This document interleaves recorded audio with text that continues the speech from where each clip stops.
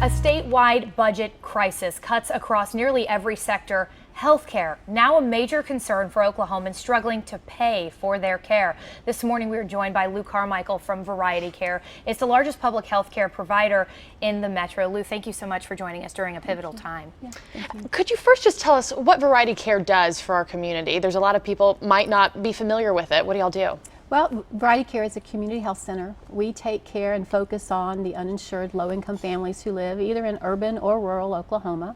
We have 16 sites we operate statewide, and last year we took care of about 96,000 people.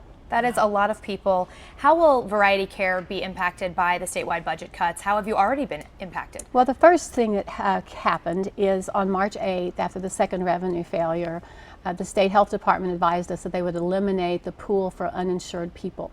It's called the Uncompensated Care Fund, and it's gap funding that covers people who have no insurance and who have lack of access.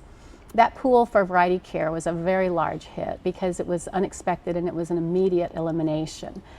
From that, now we are trying to figure out how we're going to navigate through these waters, and as we wait for the decision about Medicaid rebalancing, this is a very fragile time. And with 96,000 people using your services, tell us who's going to be affected the most by these budget cuts. Uninsured low-income adults will be hurt the hardest, and those are people who work at low-income jobs. They earn paycheck to paycheck. They cover their health care with their sliding fee discounts, and so that cut will mean that we are unable to take care of those people. Just to give you an example, we average about 600 calls a month for new services, and we are no longer able to see any new uninsured people. So where will people go if they're not insured and they usually rely on your services? Where will people go? Will we see a burden now placed on our hospitals and other clinics around the state? Absolutely. I mean, the thing that is interesting about this is it was a cut to save money, and actually it will increase costs because, of course, people who have no access to primary care, which is what Variety Care offers, will have to go to the hospital emergency room.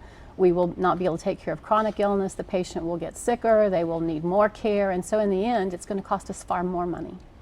And the state is faced with a $1.3 billion shortfall right now. We've had people on the show, officials have said on this show that unpopular cuts will be necessary to fix this crisis. Healthcare already seeing this.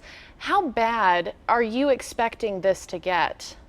I think that if we are unable to find a path forward and that we really do have 25% provider rate cuts, which is what's proposed to balance healthcare's budget, I think we will see a complete dismantling of our healthcare system. And I think that some people think that that may be scary tactics, or people are saying that that's going to happen. Our rural hospitals are fragile already.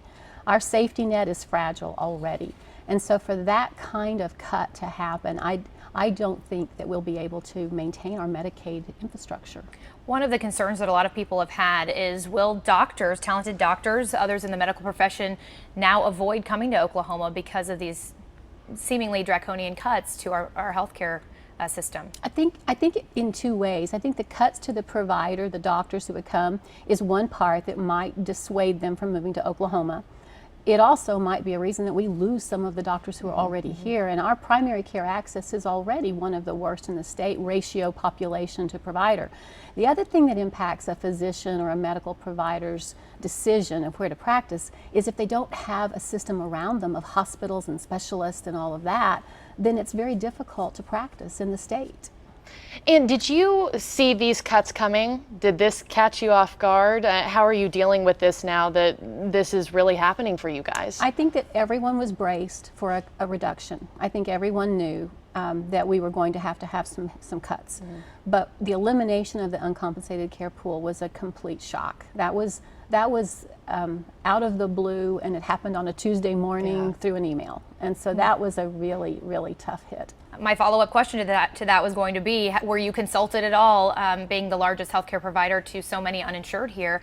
Were you at all consulted when lawmakers, officials were trying to decide what to cut and how to do it? Well, this decision wasn't made by lawmakers. It was made by the state health department, and they received notification that they had to find $4.5 million. They got that after the second revenue failure. So the State Department of Health is who made the decision that this was a pool that could be eliminated, and so there was no warning.